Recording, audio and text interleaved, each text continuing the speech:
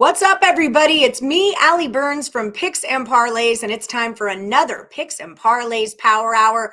We've got college football, we've got the NFL, and we've got three expert handicappers here today that are going to break down 6 games for you.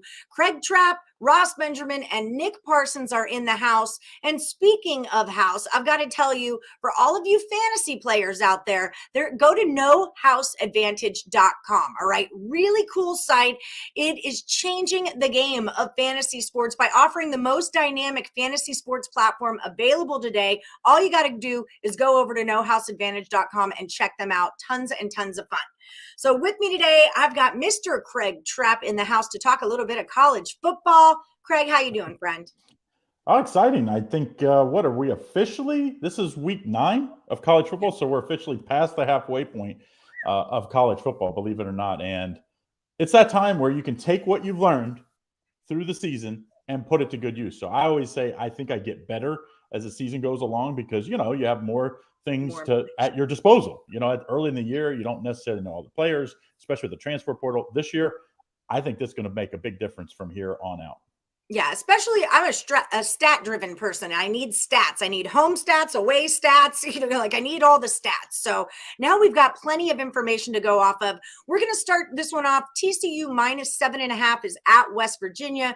The total 60.5. But before you get to your breakdown, I want to remind everybody about our new promo code NBA. It's going to save you guys 25% off the entire picksandparlays.net site. So use that promo code NBA. Craig Trapp, what do you think?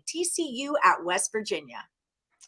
Well, it's a West Virginia team. At least you can say they've been better at home. I mean, you're looking for silver linings. I guess if you're the fan base, you're looking for silver linings. If you want to bet the underdog in this spot, you're like, hey, what can we say? What have they done well? Well, at home, they're 2-1 straight up and against the spread. The one loss, remember, early in the year, overtime loss to Kansas. So very easily could have been 3-0 at home. Now, TCU still surviving. I mean, they're the least talked about undefeated team in the history of football at this point. I mean, 7-0 in the year. They've been really good. I mean, beating the last 2 wins were impressive. Now, Kansas State quarterback only played 1.5 possessions. So I guess they got a little lucky there. But they are 5-1-1 against the spread too, Allie. So I know you're an underdog player. I am. So when you think underdog, you think West Virginia, but I think it's just not – they just don't have enough offense consistently. So to me, I'm worried about that 7.5 of the game. I hate that 7.5 number. So I'm taking the first half here. I'm going to take TCU in the first half, -4. I think TCU's offense will be explosive early. They want to put some space between them so that take away that home field edge. If I was TCU, I would take if I won the kick, I would take the ball because this TCU offense is the key to this team. I love the way they can pass, they can run. Now the defense, they have to be a little opportunistic because they do give up some yardage, but they're kind of like the old Patriots where they let you move between the 20s and then they try to bow up and force field goals. So I like TCU the first half. If I was going to take the game, I probably would play the over in this one. I just think West Virginia is going to have to try to keep up with that high-scoring offense of TCU. So I do like the over if I was going to play the full game. But the better play, TCU first half, -4. I know, Allie, on the road, you're probably on West Virginia, I'm guessing.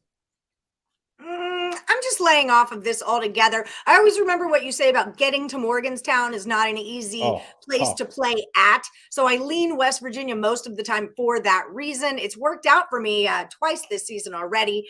But as far as the TCU, I don't like to get in the way of TCU. I'm from Texas, so I like this team a lot. I root for them. This is more of an in-play game for me. I'm going to see if, see what happens in that first half and see if I can't in-play it and, grab more points with West Virginia or less points or maybe even some points with TCU. That's the way I'm going to do this one. Guys, before we let you go, don't forget to like, subscribe, and ring that bell for notifications. Power Hour is on every Monday through Friday at 3 p.m. Eastern.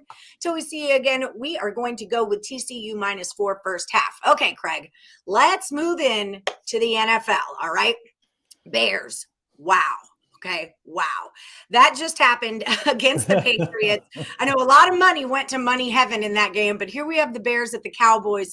Boys are -9.5. They rocked for me. They're my defense on fantasy. They gave me 22 points on their defense for fantasy. Total on this one is a 42.5. Before we get to that, I do want to remind everybody about our promo code NBA. It saves you 25% off of the entire picksandparlays.net site. Craig, break it down for me. Bears are at the Cowboys. Break it down. I mean, what a win by the Bears. They had a long week to prepare. Did more than enough. I mean, you go and win at New England against Bill Belichick. That's doing something. Justin Fields finally avoided some bonehead plays. He ran the ball. I just want to see this quarterback run the ball. I think his ability to run the ball. He could be Lamar Jackson with he can finish because he's much bigger. I think he can take the beating a little more too. So I wish he would. They'd give him more of the two-way action where they roll him out and he can pass or run. They did a little more of that. They ran the ball effectively. Now, it's a different story doing it against this defense of the Cowboys. I mean, the Cowboys, since the opening week, lost to Tampa Bay, where they really didn't give up much. They just gave up field goals, remember. Mm-hmm. It's been all about this defense. The only other loss was to the undefeated Philadelphia Eagles, and I'm going to be honest, they got screwed on a first down call. It was clearly a first down. They went for it on a fourth down. They didn't get it. All of a sudden, Eagles score it in the first half. That completely changed that game. So to me, I do think the Cowboys are clearly the better team. Now, 9.5 points, though, that's crazy. That's crazy because this Dallas team's going to score. I think it's going to be 17 to 20 points. That's all they're going to give you on offense because they don't have to take an unnecessary risk because they're so good on defense. And I think that's smart. I mean, if you got a defense like this, I'm not saying it's the Baltimore Ravens defense of the Super Bowl years, but it's up there. I mean, Parsons he's the defensive player of the year right now. I mean, unless he gets injured, I think he's probably going to win it. I love this Dallas defense. Here's the way I'm going to play this game. This is like what we call the Detroit Lenny special. He loves his teasers, and I'm not a teaser all the time, but this is one of those. It just calls for it. 7-point teaser. You can get the Bears at 16.5 points, and you take the under at 49.5. If they play 2 games, I don't think Dallas would allow this game would go over that 49.5. So I like the 7-point teaser.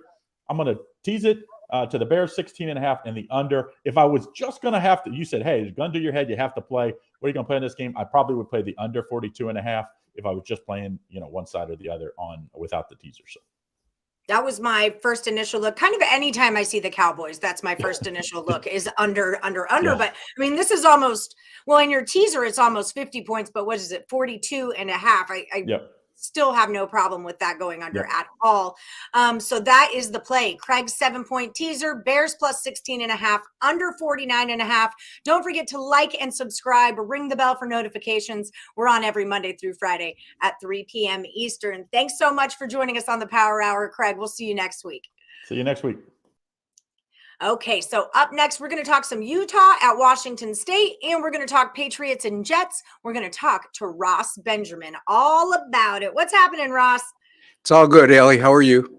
I am fantastic. We're talking Thursday night college football here. We've got Utah -8 at Washington State. The total is 55.5. Before we get started, don't forget about our promo NBA. It's going to save 25% off all of Ross's picks off the entire site. So check that out over at picksandparlays.net.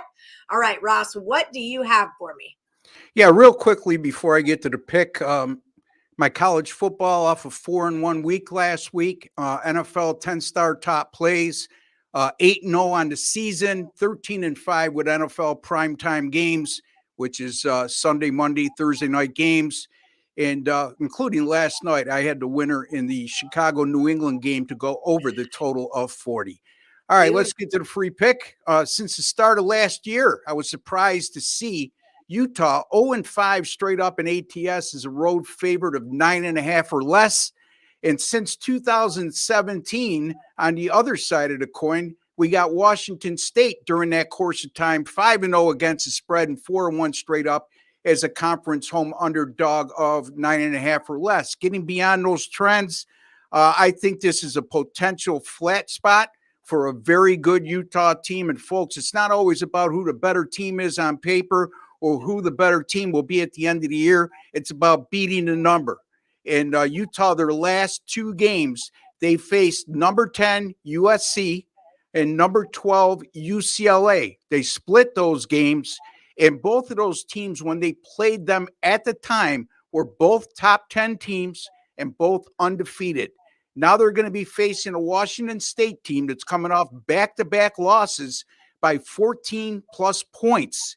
And you can't imagine that they're even, meaning Utah, going to be able to match the intensity that they've showed in their last two games against a team like Washington State, and especially on the road. And by the way, Washington State is 3-1 straight up at home. Their only loss came to a top 10 team. That was Oregon, and only came by a narrow 44-41 margin. Washington State's playing with big-time revenge here, as they've lost to Utah the last 3 times.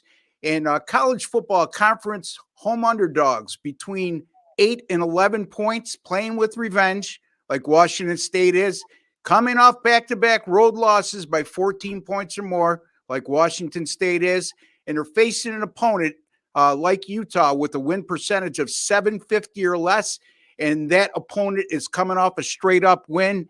Utah coming off that big win over USC in their previous game.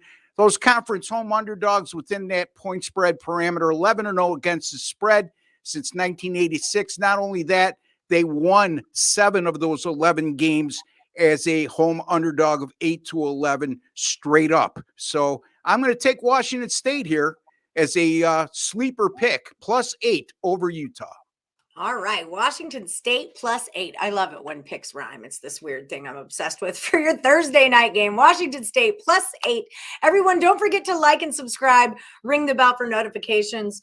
The Power Hour's with you every Monday through Friday at 3 p.m. Eastern. All right, so let's move into the Patriots at the Jets. In an earlier one, we talked about the Bears side of that Bears-Patriots game. Now let's talk about the Patriots side of it. They are at the Jets, and the Jets are -2.5. Breece Hall is out for the season. That's a big problem, not only for my fantasy team, but for the Jets as well. The total on this one is 4.5. What do you got going on here, Ross? Well, I know you elaborated with Craig in terms of the Chicago Bears performance last night, and I'm going to look at it from a different angle. I mean, the Patriots, that was just embarrassing. Not only did they lose as an 8.5-point home favorite to Chicago, they were blown out 33-14. And what's really alarming is they allowed the Bears to run for 243 yards and average 5.4 yards per attempt, and also committed 4 turnovers. Now they have to go on the road to face a Jets team that's 4-0 straight up in ATS in their last 4. They won those games by 12.7 points per game. And speaking of the Patriots' inability to stop the run last night, the Jets in their last 3 games have averaged 156 yards rushing per game and 5.2 yards per attempt.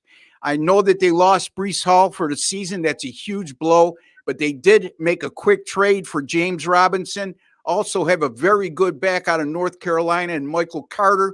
So I don't think they'll miss too much of a beat there, even though Breece Hall is definitely the best of the bunch. The Jets defense, by the way, the last 4 during this 4-game win streak, 14 points per game and less than 300 yards per contest.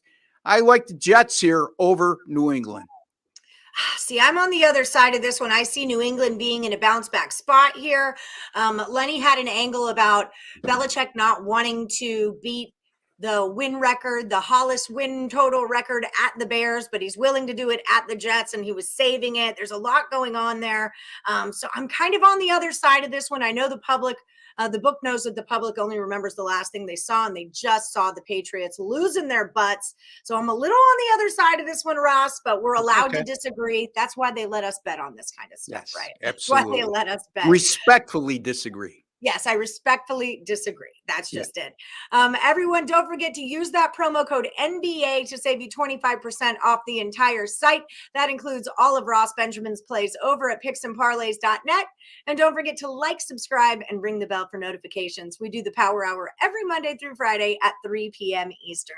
Thanks so much for stopping by, Ross. We'll see you next week. Always a pleasure. Thank you for having me, Ellie. Indeed. All right, so one more expert handicapper to go, and it is Nick Parsons from the Insiders Room. We're going to talk East Carolina at BYU, as well as the Ravens and the Bucks. But let's get started with ECU at BYU. BYU -3. The total is 62. Don't forget about that promo code, everybody. NBA is going to save you 25% off the entire site, and that includes all the best bets from the Insiders Room. All right, Nick, lay it on me. You know Earl Sports Bets, our little twins here on the show, go to East Carolina. So I'm not sure they're going to love your pick here, but they'll probably respect the breakdown. What do you got going on, Parsons? Well, you know what? ECU has been playing pretty good on both sides of the ball this year. If they were at home, I would probably be leaning that way, but there's a number of different factors why I like BYU here. East Carolina has won 5 of its last 7, and the Cougars, they enter on a 3-game losing streak. And so I just think, BYU is definitely the hungrier team here. This is a pivotal game for the Cougars. And I think, this could be a good opponent to go against here. Despite their superior record, the Pirates, they're still just 3-3, their last 6 on the road. Of course, the Earls would agree with this, that ECU has a great quarterback in Allers. He has over 2,400 passing yards, 18 touchdowns, just 5 interceptions. And the run game has been really good for the Pirates as well. They're averaging 165.7 yards per game. And really defensively, they've been good as well. They are giving up just 390.7 yards per game and 24.6 points per game. But as I pointed out, the Pirates, they definitely play better at home than on the road. And that is also the case for BYU. The Cougars, they have won 5 of their last 6 at home.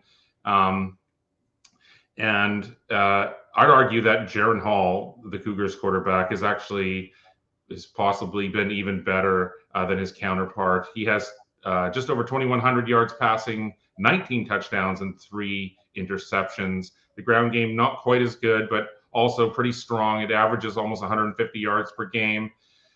But, the weakness for BYU is definitely on the defensive end. They're allowing 30.3 points per game and 404.9 yards per game. But maybe I'll discuss this with the Earls too later on. If you look at ECU's schedule, I don't think it's been the toughest to this point. I think that the Cougars are the correct call here. They're going to play with a major sense of desperation, and I think that's going to be enough. East Carolina has its bye week after this as well. I know that they're on the cusp of getting a bowl, at 6 wins there. But I just think that they have 3 tough games after that. After their bye week, they play Cincinnati, Houston, and Temple. It's sort of a letdown look-ahead spot here, and it's like all or nothing for BYU this weekend. So I'm going to suggest laying the points. Yeah, I'm with you on this. And I remember ECU went to the Military Bowl last season, but then because of weather, it got canceled. So they are hungry for that bowl game, to not just to get to it, but to actually play in one. But I think you're right with the look ahead. Cincinnati, Houston, and Temple. I mean, we're talking American Conference now, and that's where ECU is at. BYU is in a do or die. They're at home. They play tough at home. That BYU crowd, they show up for their team. So I'm with you. I hate to say it because go Pirates, but BYU is in that spot right now, and I don't see any other way to play it. So that's what we're going to do. Everyone, don't forget to like, subscribe, ring that bell for notifications. The Power Hour's on every Monday through Friday at 3 p.m. Eastern. All right, so BYU -3. Let's talk Thursday night football. The Ravens are at the Bucs. The total's 45.5. Ravens only -1.5 on the road in Tampa Bay. Before we get to your pick, though, everyone remember, head over to picksandparlays.net, find the Insiders Room, and use the promo code NBA to save you 25% off of all Nick Parsons picks or the entire site. Okay, so Ravens favorites on the road. Now this opened at Ravens +2.5, and it's been bet up, I guess, to a -1.5. What's your take on this one, Parsons? So the Bucs, they're 3-4. The Ravens, they're 4-3, and so I think it's safe to say that neither team can be super happy with where they're at this point of the season, especially for Tom Brady and the Buccaneers. Obviously, it really doesn't appear though as if things are going to get any easier on Tampa Bay and Brady and all the rest of them. Yeah, I mean, especially on this short week, right? I mean, how can this possibly be a good thing for Brady on a short week? I think it's got to put a lot of stress on an already stressful situation. I think that this is definitely rock bottom for Brady's career at this point after losing, 21-3 to Carolina Panthers. There's no question last weekend that PJ Walker, he was the better quarterback on the field of play. And Lamar Jackson and the Ravens, I think they can smell the blood in the water here. Jackson, he actually had his worst game of the season last week. I mean, Brady probably had the worst game of his career last week. But yeah, Jackson actually had the worst game of the season last week. He completed just 9 passes. They were outgained by Cleveland, 336 to 254 yards. But it was a couple of timely scores there at the end, and then a Browns false start on that game-tying field goal, which, they survived with the 23-20 victory. But yeah, I think that the Bucs are ripe for the picking here, in my opinion. The offense is broken. The running game is basically non-existent. And that's because the offensive line is in shambles. Brady, he was 32 of 49 for 290 yards last weekend. But, his average depth of target, his ADOT this year is at 7.8 this season. That's the lowest of his entire career. I mean, clearly Baltimore is far from perfect, but I think Jackson will find a way here, Ali. So I'm going to suggest, I guess, grabbing the points there and go with Ravens. That's just anytime a dog moves into a favorite, I tend to pay attention to that because it's sharp money, especially when it's earlier in the week that you're watching that line move. It's not like the public putting in their last minute bets to move that line. This is earlier, sharper money that's moving it. So I would definitely be jumping on the Ravens here. I might just take them on the money line instead of laying the 1.5. Not that I think it matters that much, but that's just kind of how I play. But yes, that's what we're going to go with. Ravens minus the 1.5 when they take on Tom and the Tampa Bay Buccaneers this Thursday night. Everyone, don't forget, like and subscribe, ring the bell for notifications. The Power Hour's on every Monday through Friday at 3 p.m. Eastern. Thanks so much, Nick Parsons from the Insiders Room. We'll catch you next week on the Power Hour. Thanks, Ali.